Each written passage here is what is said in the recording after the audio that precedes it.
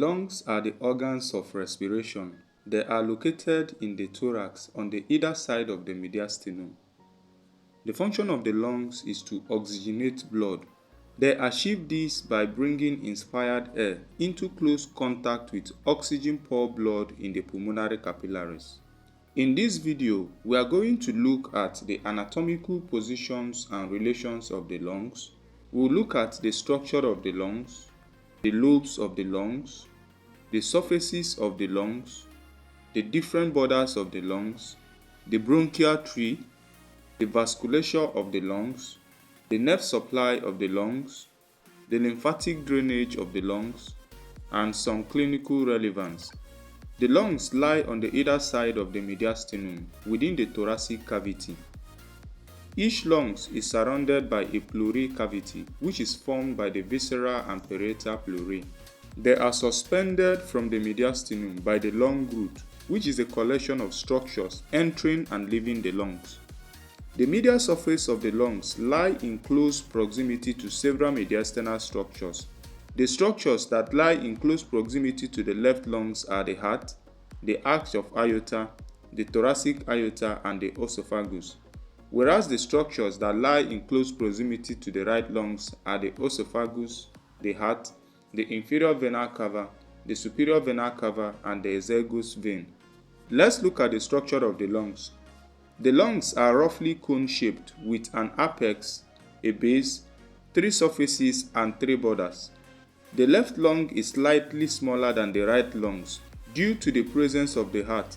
Each lung has an apex, a base, lobes, surfaces, and borders. An apex is the blunt superior end of the lungs. It projects upwards above the level of the first rib and into the floor of the neck. The base is the inferior surface of the lungs, which sits on the diaphragm. The lobes of the lungs are either 2 or 3. They are separated by fissures within the lungs. The lungs has 3 surfaces, and they correspond to the area of the thorax that they face. They are the mediastinal surface, the costal surface, and the diaphragmatic surface. The lungs also have 3 borders, and they are the anterior border, the inferior border, and the posterior border. Let's look at the lobes of the lungs. The right and left lungs do not have identical lobar structure. The right lungs have 3 lobes, which are superior, middle, and inferior. The lobes of the right lungs are divided by 2 fissures, which are the oblique fissures and the horizontal fissures. The oblique fissures runs from the inferior border of the lungs in a superior-posterior direction until it meets the posterior lung border. The horizontal fissure runs horizontally from the sternum at the level of the 4th rib to meet the oblique fissure. The left lung contains superior and inferior lobes, which are separated by a smaller oblique fissure. Let's quickly look at the surfaces of the lungs. There are 3 lung surfaces, each corresponding to the area of the thorax. As we stated, we have the mediastinal surface, the diaphragmatic surface, and the costal surface. The mediastinal surface of the lung faces the lateral aspect of the middle mediastinum. The lung hilum, which is the structures entering and leaving the lungs, is located on this mediastinal surface. The base of the lungs is formed by the diaphragmatic surface. It rests on the dome of the diaphragm and it has a concave shape. This concavity is deeper on the right lung due to the higher position of the right dome overlying the liver. The costal surface is smooth and convex. It faces the internal surface of the chest wall. It is related to the costal pleurae, which separates it from the ribs and the innermost intercostal muscles. The borders of the lungs are 3, and they include the anterior border, the inferior border, and the posterior border. The anterior border of the lungs is formed by the convergence of the mediastinal and the costal surfaces. On the left lung, the anterior border is marked by a deep notch created by the apex of the heart.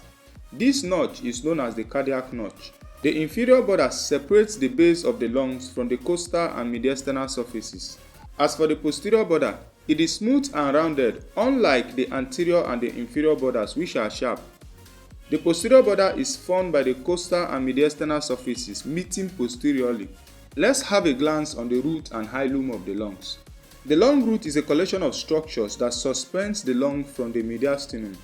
Each root contains a bronchus, pulmonary artery, two pulmonary veins, bronchial vessels, pulmonary plexus of nerves, and lymphatic vessels. All these structures enter or leave the lungs via the hilum, which is a wedge-shaped area on the mediastinal surface of the lungs. Let's have a look at the bronchial tree. The bronchial tree is a series of passages that supplies air to the alveoli of the lungs. It begins with the trachea, which divides into left and right bronchus. It is important to note that the right bronchus has a higher incidence of foreign body inhalation due to its wider shape and more vertical course. Each bronchus enters the root of the lungs, passing through the hilum. Inside the lungs, they divide to form the lobar bronchi, one supplying each lobe. Each lobar bronchus then further divides into several tertiary segmental bronchi. Each segmental bronchus provides air to the bronchopulmonary segment, which are the functional units of the lungs. The segmental bronchi gives rise to many conducting bronchiales, which eventually leads into terminal bronchiales. Each terminal bronchialis gives off respiratory bronchialis, which feature thin walled outpocketings that extend from their lumen. These are the alveoli, the site for gaseous exchange. Let's have a look at the vasculatures of the lungs. The lungs are supplied with deoxygenated blood by the paired pulmonary arteries. Once the blood has received oxygenation, it leaves the lungs through the four pulmonary veins, two on each lung. The bronchi, the lung roots, the visceral pleurae, and the supporting lung tissues require an extra nutritive blood supply. This is delivered by the bronchial arteries, which arise from the descending aorta. The bronchial veins provide venous drainage. The right bronchial veins drains into the azygos veins, while the left drains into the accessory hemiazygos vein. Let's look at the nerve supply of the lungs. The nerves of the lungs are delivered from the pulmonary plexuses. They have the sympathetic, parasympathetic, and the visceral afferent fibers. The parasympathetic is derived from the vagus nerve. They stimulate secretion from the bronchial gland, contraction of the bronchial smooth muscle, and vasodilation of the pulmonary vessels. The sympathetic fibers are derived from the sympathetic trunk. They stimulate relaxation of the bronchial smooth muscles and vasoconstriction of the pulmonary vessels. The visceral afferent fibers conduct pain impulse to the sensory ganglion of the vagus nerve. Let's quickly run through the lymphatic drainage of the lungs. The lymphatic vessels of the lungs arise from two lymphatic plexus, which are the superficial and the deep. The superficial is also known as the subpleural. It drains the lung parenchyma. The deep drains the structures of the lungs root. These two plexuses empty into the tracheobronchial nodes located around the bifurcation of the trachea and the main bronchi. From here, the lymph passes into the right and left bronchiomediastinal trunks. The clinical relevance associated with the lungs is pulmonary embolism. A pulmonary embolism refers to the obstruction of a pulmonary artery by a substance that has traveled from somewhere else into the body. The most common emboli are the thrombus, the fat, and air. The thrombus are responsible for the majority of cases and usually arise in a distant vein. Fat can be as a result of bone fracture or orthopedic surgery, and air is due to cannulation of the neck. The effect of pulmonary embolism is the reduction in the lung perfusion. This results in decreased blood oxygenation and then accumulation of blood on the right ventricle of the heart. Clinical features include dyspnea, chest pain, cough, hematitis, and tracheopnea. In clinical medicine, the Wells score is used to assess the probability of pulmonary embolism. Definitive treatment involves anticoagulation and thrombolytic therapy. This reduces the size of the embolus and prevents further clotting. Thank you so much guys for your time. Please don't forget to subscribe and share. See you in the next video.